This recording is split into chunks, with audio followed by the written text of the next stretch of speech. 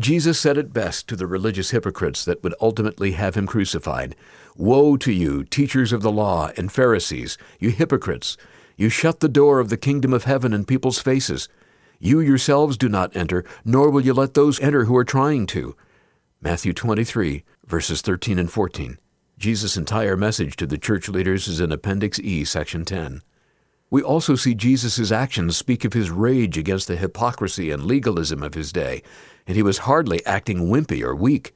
When they arrived back in Jerusalem, Jesus entered the temple and began to drive out the people buying and selling animals for sacrifices.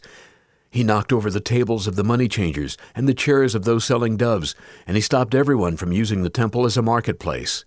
He said to them, "The Scriptures declare, 'My temple will be called a house of prayer for all nations,' but you have turned it into a den of thieves."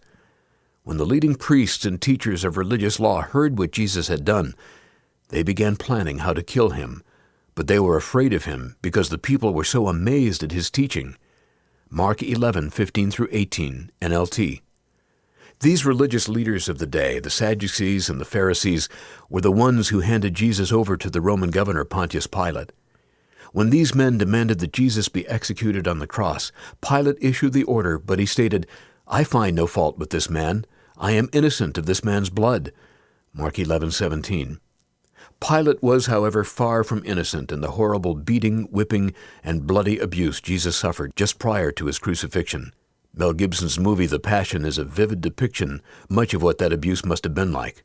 I cry anytime I really, truly, deeply think of how Jesus was beaten and suffered such excruciating pain for me and for you. Yet Pilate raised a good question for any rational thinker to wrestle with. What did Jesus do to deserve that kind of punishment and public crucifixion? What was his crime? Jesus had upset the religious leaders of the day, and their putting him to death was a fulfillment of his purpose on this earth, to die on behalf of humanity's sin. God's sovereign will was fulfilled, and our salvation secured.